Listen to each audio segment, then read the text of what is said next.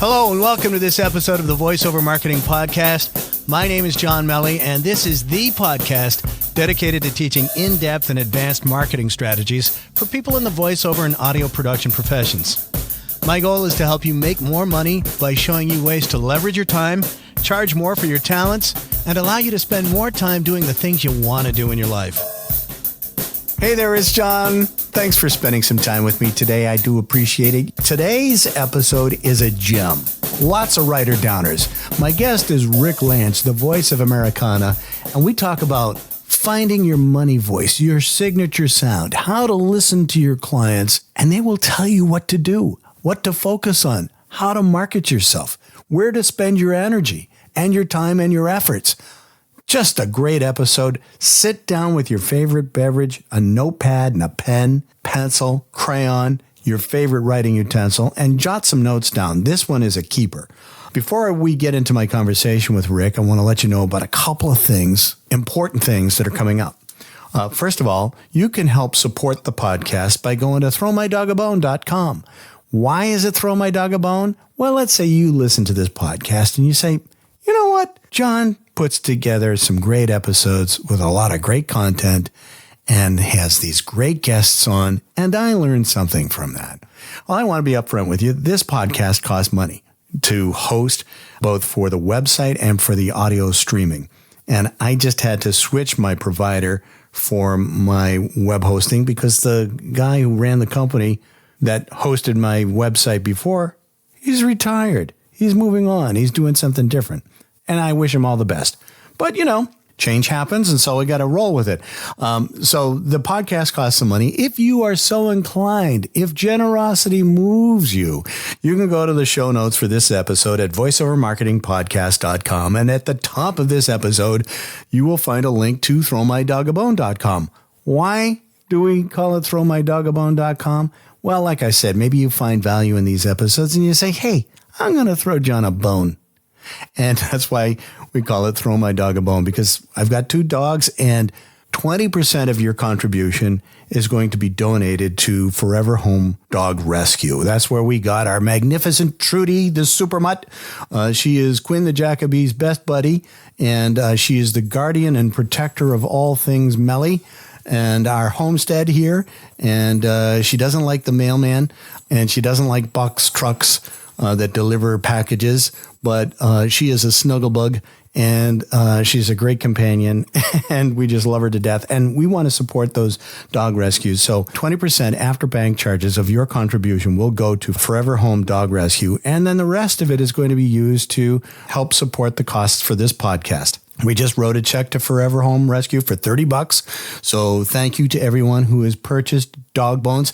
Now I have to, full disclosure, it's a digital dog bone and a contribution to the podcast. That Throw My Dog a Bone, it's a metaphor. So you're buying a digital dog bone. You can buy 1 dog bone, 20 dog bones. People have bought as many as 20 dog bones, and it's been very generous. Just go to the show notes for this episode at voiceovermarketingpodcast.com, and you will find a link for throwmydogabone.com. And I thank you in advance for your generosity. The second thing I want to share with you is very exciting. I'm about to publish my book. The book is called The Voiceover Athlete, a practical guide for voiceover talent, professional speakers, singers, and performers, mobility training secrets for protecting your most valuable asset, your voice. Now, this book launch is a couple weeks away, but I wanted to let you know that this is coming.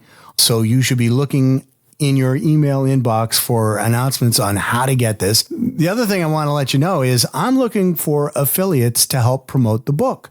And I've got some generous commissions I'm going to be offering. I'm partnering with a veterans organization called Mission 22. It helps address mental health issues for veterans and their families. It's a cause near and dear to my heart. I'll explain more about that in upcoming episodes. But the Voiceover Athlete book is coming. If you would be interested in being an affiliate and earning commissions from helping sell and launch copies of this book, I invite you to email me directly at john@johnmelley.com. Put in the subject line, book launch affiliate, and I will get the information to you. I'm looking to get this out far and wide, and I've got some generous commissions planned for book launch affiliates. I'm going to have an optional workshop that people can sign up for as a result of purchasing the book. And like I said, a portion of the sales is also going to go to benefit Mission 22, a great organization that helps veterans and their families. So enough plugs, but this is a marketing podcast. So, you got to expect a little marketing to take place here, right? Here we go. Here's my conversation with Rick Lance.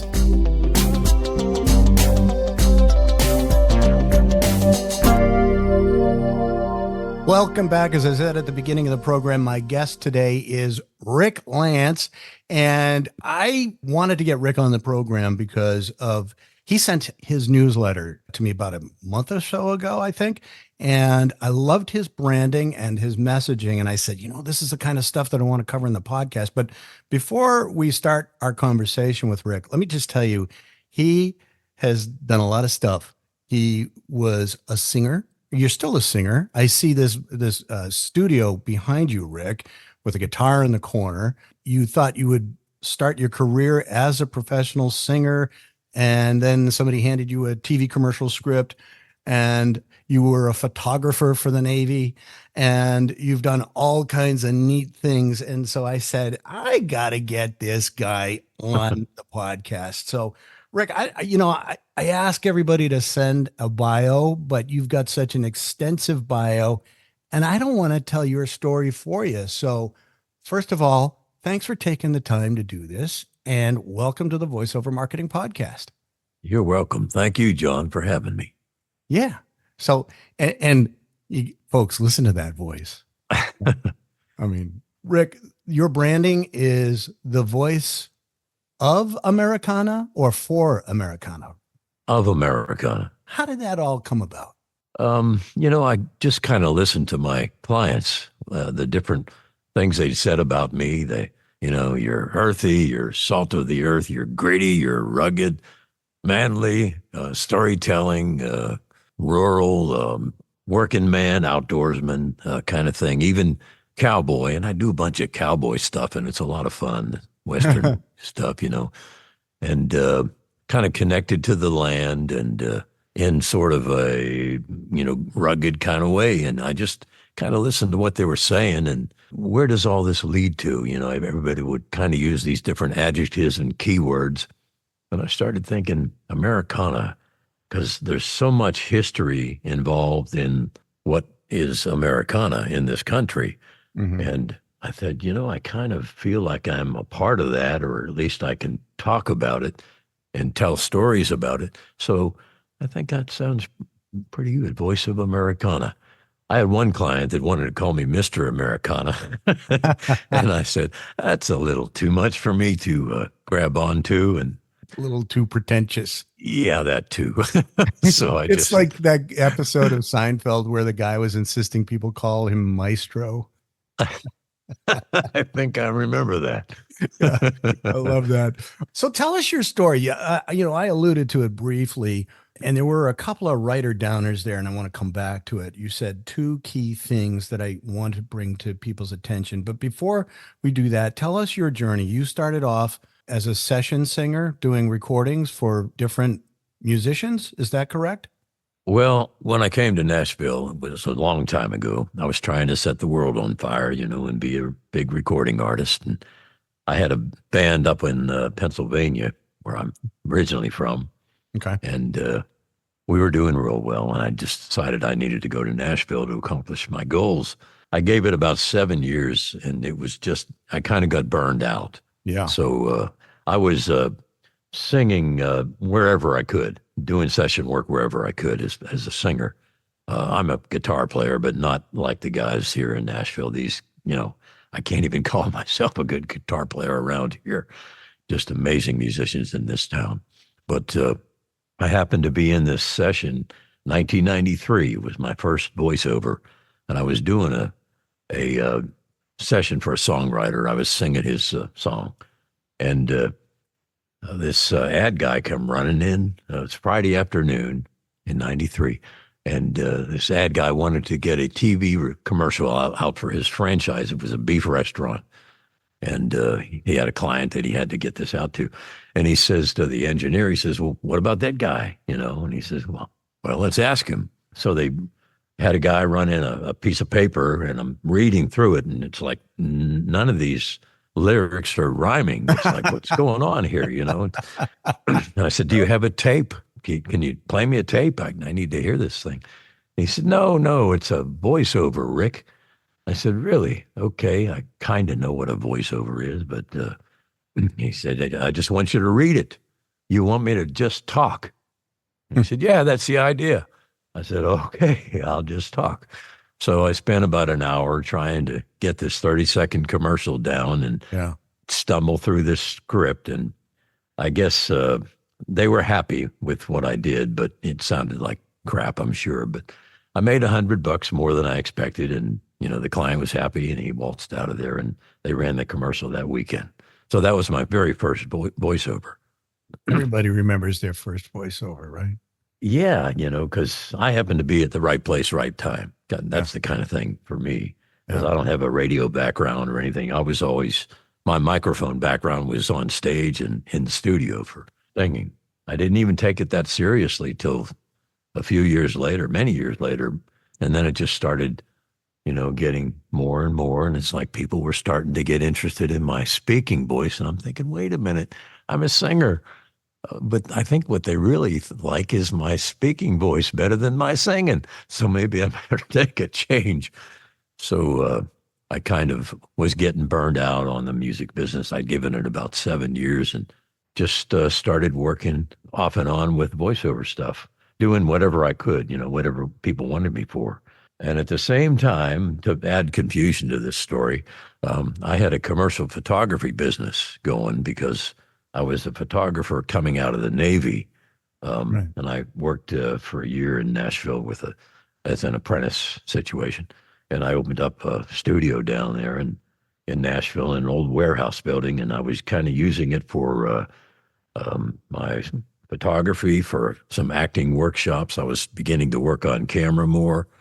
Doing a little theater, which I'd never done in high school. I was too cool for that in high school. And just more voiceover stuff. I had a little voiceover studio tucked in the corner, and a train about a half a mile away from me that would come by, 3 times a day. But it was the beginning of my VO career. And then in 2007, I decided to just pack up the studio, get rid of the photography end of it, opened up a studio in a kind of a mostly voiceover recording in a quiet end of a shopping mall, a strip mall, before I built my first big studio in 2013. But in that 6-year period there, I was refining my sound, learning how to audition, just trying to upgrade everything. I was gaining clients. So it was a great 6-year opportunity to just slowly build what I wanted to do. In 2007, I never looked back when I, built the other studio and just said, that's it. I'm a voiceover guy. That's great. And you've done a lot of things for a lot of neat clients. Outdoor Channel, you're involved with some stuff with the Outdoor Channel. Is that correct? Yeah, there's a hunting program I've been voicing, narrating for 11 seasons now, I believe. What's the show? I love the Outdoor Channel. It's called Country Boys Outdoors. Okay. And they run it pretty often, throughout any given week. Yeah. But they like me because, it started with the voice, and then I started being able to sound like I was out there in the woods, with the film crew and up in the deer stand. And I learned all the logo, and they have their own little language, going on. And I knew when to chuckle here and there, and they kind of liked the life I was putting into the scripts because there were no cues on the scripts. There never are any cues. And I don't even see the episodes. They just send a script, and I know what they want, and I give them a couple of options if I need to. And it's a lot of fun, because I'm not a hunter. No. If anything, I'm a horseman. Okay. Horse is a good part of my life, but I don't really like to shoot anything but maybe occasional varmints that come onto my property. But, that's been a fun show. It's been cool. And That's great. Great working with the crew. That's I've awesome. done a couple other shows too that are similar to that, but they haven't lasted this long. What others? I can't even remember the names of some of these shows, but there were similar outdoor hunting programs, where they heard me on Country Boys Outdoors. But Right. that's the one that I've been with the longest. And I do commercials that are always played on those outdoor channel and the there's a couple other Pursuit channel, Sure. those cable TV shows that are kind of geared for outdoorsmen. Right. So I do hunting products and gun products, and Yeah. different manly man products. There you go. There were a couple of things I wanted to unpack a little bit more that you talked about with the evolution of your branding, the voice of Americana. And hmm you're saying that people were saying things to you. What were they? What were the comments that you were starting to key in? And this is what I want folks to kind of pay attention to, because a lot of folks are like, well, I do voiceovers. How can I differentiate myself? And that's Yeah. why I wanted you on the show, because you've done that. But it didn't just happen. You listened to what folks were telling you, and you followed a path that was kind of being laid out for you, but at the same time you were creating, if that makes sense. So tell us about a little bit more, if you can, about how this all evolved. Yeah, I saw kind of early on, there's so many guys with deep voices out there and radio people. And at the Mm-hmm. time, I needed to figure out where am I going to fit in this industry. Right. And the things they kept talking about were things that I were kind of already in my blood, the outdoor stuff, the horse stuff, all the various things I've done throughout my life. And I'm talking about a kid that was raised in the suburbs of Pennsylvania and Pittsburgh. I Okay. didn't grow up on a farm, but No. everybody thinks I have, and people don't even place me from Western Pennsylvania. They think maybe I'm from Texas. And I Yeah. do Yeah. a lot of work out in Texas and Oklahoma and the West. But I just kind of figured, I'm going to let my clients determine where I need to market, because I don't market beyond my niche or whatever you want to. Yeah. I'll get you. It doesn't make any sense to do that. And you kind of have to figure out what your signature sound is as a VO guy or girl, and market only in that direction, because you're going to waste your time trying to be everything. And I knew right off the bat that I didn't want to go there. So just listening to my clients talk and reading what they'd say about me, and asking for reviews, and asking what did you hear in that audition that you want me to do right now in this session, and they'd say certain things, and I'd write those words down, and some of them were just gravelly working man, or you just sound like you get out there and you get your hands dirty. They Yeah. like that kind of stuff. Everything completely the opposite of, like, anything technical oriented. I stay away from, or anything medical.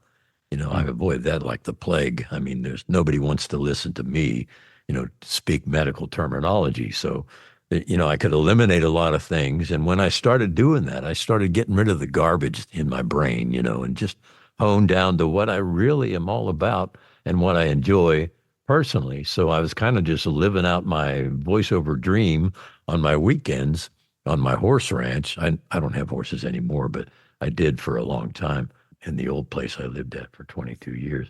When you can be that relaxed into your career and actually believe what you're talking about all the time, it's kind of nice. Maybe it's even cheating, but it's the way that I developed my sound, and So I never kind of looked back. there's so much in what you just said that I almost want to hit rewind and play that part again. Well, I Because- hope so, because I don't want to ramble. I just want to be informational if I can. No, well, there's so much information there, and it's just important not to just kind of gloss over what you said. You listened to what people were telling you, you wrote it down, but you also said it was you. It's Yeah. authentic, and you bring that authenticity to your performance. You have to, and you're not trying to pretend to be something that you're not. Right.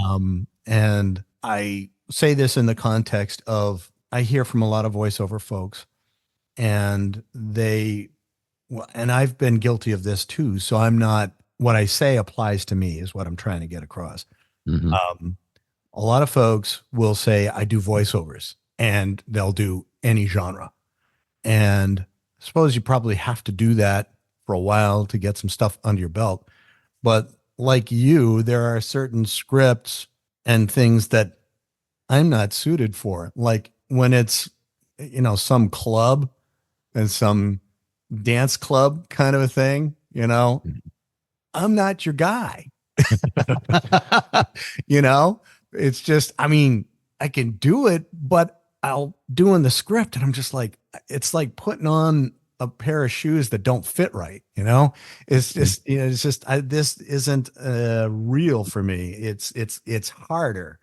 And so what you're saying is what you're doing is just, yeah, I can identify with this. And you've been able to build something so that you do stuff that you want to do and you enjoy doing. And that comes through. And I would encourage people to listen to that and figure out what that is for themselves. Because some folks are really good at medical narration.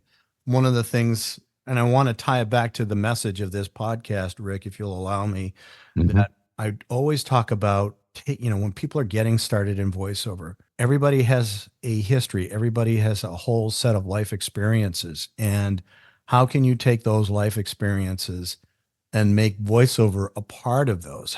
Can you pull from those life experiences and put that Yeah. into your voiceover? And how can you create products and services using those skills that you have in other areas of your life, but also with the voiceover and the performance skills that you're acquiring and or have? So I think you illustrated beautifully how you went about doing that. And so people just need to be able to do that for themselves. Yeah, I think that's important. I've taught some beginning type voiceover classes, intro to Mm-hmm. voiceover. And I tell people, just if you're changing your career, you're coming from a medical background, you're a nurse, you're a pharmaceutical salesperson, use that experience. Don't just throw it away. It's like, oh, I got to change now because I'm going to go into voiceover. So, I've Right. got to get rid of all that. No, no, carry all that knowledge with you because you know how to ramble through that medical terminology. And that's what the doctors out there want to hear. The medical people, they want to hear all that. And they're not looking for a character sound. They're looking for technical sounds and clarity and somebody that really believes in all, no matter what you've done in the past, especially if you're changing careers, use that knowledge and just bring it to your sessions. If there's other things that you want to be interested in and participate in, by all means. But again, you're interested in it. So Hmm. Yeah. tell us a little bit more about the Voice of Americana, and how does your newsletter work for you? Does that help you keep in touch with current clients? Obviously, it worked on our speaking together because I was like, you've had this brand for a while, but for whatever reason, it really jumped out at me this time. There was a video. Was it about the car race? Was that on there? Well, it's the Nashville Fairgrounds has a hell of a history here.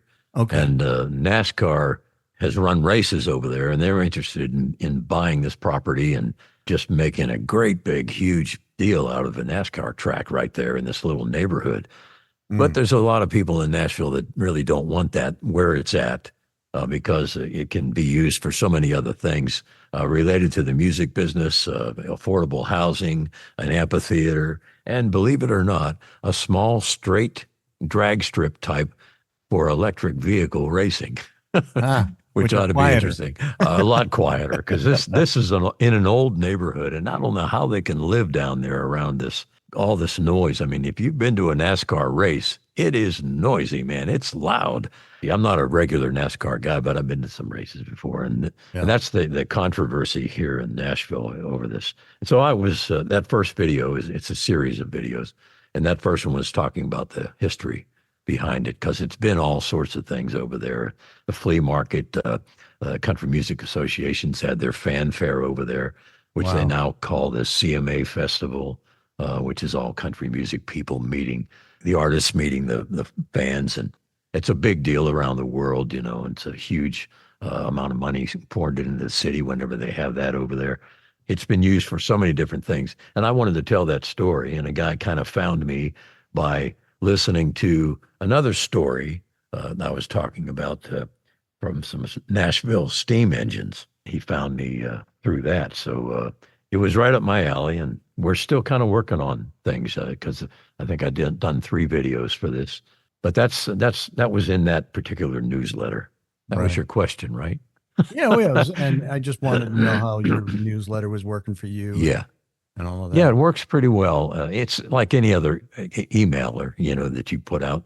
I mean, you get about I think technically they say 2 to 5% Open response. rate, yeah. Yeah, but I've got about 3,500 people on a mailing list that I try to keep updated through LinkedIn. A lot of people are LinkedIn contacts, so I send that out every few months, and There you go. you know, so yeah, it's working in that regard.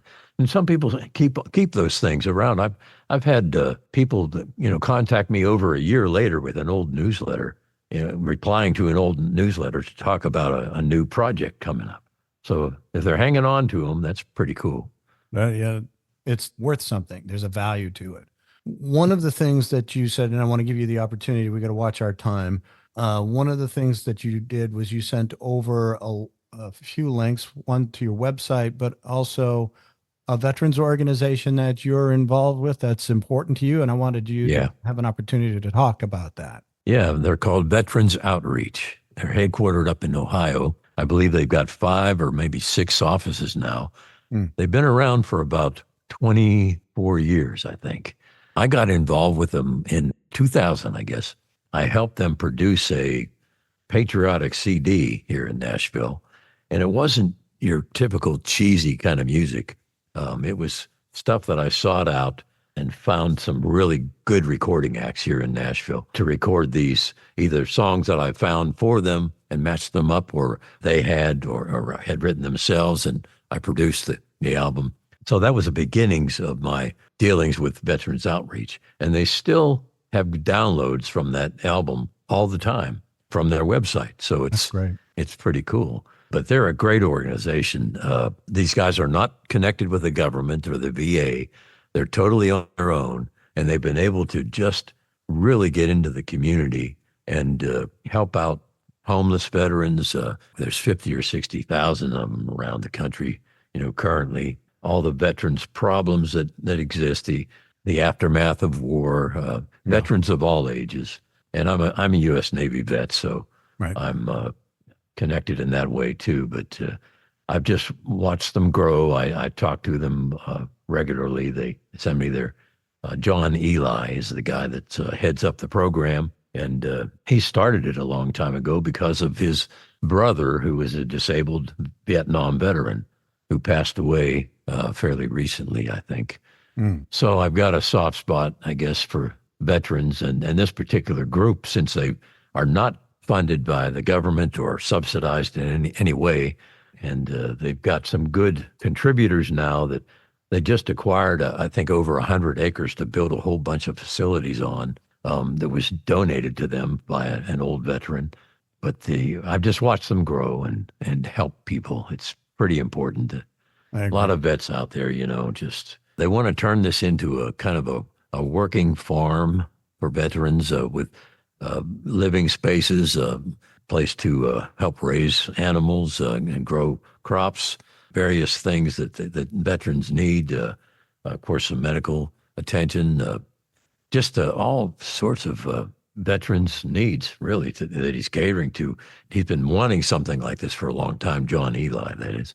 Mm-hmm. And finally, they found this person. So it's a major deal to create this, and I'm sure they have to go kind of slowly because of the money involved in creating all this. But this is the latest thing up there, and they seem to be progressing right along. And they get a lot of press up there, and they've got, like I said, 5 different offices around the country in various cities, and they go around and interview those people and let the public know what they're doing in those communities. It's a cool organization. I mean, we need something that's a little more personal than the VA, you know.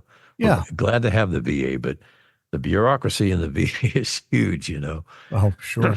The website there is veteransoutreach.org. Is that correct, Rick? Yes, Yeah. that's correct. And they always accept donations. You know, you can read their newsletter and read more about them and get more specifics than I can tell you here, you know. And why don't you give out everybody your contact information as well? Yeah, my website is ricklancestudio.com. And you can get to me at rick@ricklancestudio.com. That's the way to do it. Studio, not studios. People want to make me bigger than I am, which is cute, but not accurate. ricklancestudio.com. Yes. That's awesome. If there's one thing you want to share with our audience as a result of hearing our conversation and with an eye toward advancing a voiceover career in general, what's one thing you want to share with our listeners? Well, I touched on it earlier. Find your signature sound and don't market beyond that. That's easier said than done, maybe, but listen to your clients. Listen to where your voice fits in. Watch the type of work that you do. You know, what are you getting the most of? And lean in that direction. Is that how you would say people need to find their signature sound? It's not something that you can really come up with on your own. You're saying find your signature sound by listening to what's coming toward you. Am I correct in that? Yeah, kind of analyzing why you were hired for certain jobs. What is the thing that they heard in your voice, you know, for that particular job? Ask that right away at the front of your sessions. You know, ask them, what did you hear in my demo that you want to hear now? And they'll gladly explain because they want to have a good session with you. They'll tell you exactly what they liked and what they might not have liked. And hone in on that stuff, write it down, and just keep your marketing right in that direction, and don't try to market to people that aren't going to be interested in your voice. I mean, I know that sounds simplistic, but it's true. You know, it's just keep it simple. You know, the signature sound is that's your money voice. That's the one you want to go after. And even if you think that your voice is so average, and because you and I both know, you can walk down the street and talk to somebody that says they're a voice actor and they have this most ordinary voice you've ever heard in your life, but they can do like 50 different characters at the drop of a hat. Right. You know, they're working in anime and all these this video production. And that's amazing if that's what you can do. But otherwise, you know, just find that voice where you're comfortable at. And look at your hobbies, look at your interests and your past. You know, just whittle it all down, get rid of all the garbage, and then just hone in on that one thing. And that's what'll make you a good VO person, you know, and give you a career. That's great. I said it beautifully, sir. I really appreciate that. That's really Thank you. Great. I want to thank you for your time. You're welcome. ricklancestudio.com. That's it. And veteransoutreach.org, correct? Yes. All right. Rick, thank you so much, man. You're welcome, John. I appreciate it. I'm glad to be here. Our program originates in the Boston studios. We hope you'll join us again. Until then, we bid you au revoir, keep your chin up, and the best of luck. Well, that's it for this episode of the Voiceover Marketing Podcast. If you like this podcast, please subscribe to it at voiceovermarketingpodcast.com so you'll get notices of new episodes. And please share it with your friends and colleagues in the voiceover world. Also, it would be a huge help if you'd like this podcast and rate it to help keep it near the top of the list. Feel free to share your comments and questions about this episode and future topics you'd like discussed at voiceovermarketingpodcast.com. And if you'd like more information on one-on-one coaching with me and mastermind group opportunities where we focus on growing your business, feel free to drop me a line at my cyber assistant's email address at mike@johnmelley.com. Thanks for listening. Now go out there and share your voice with the world.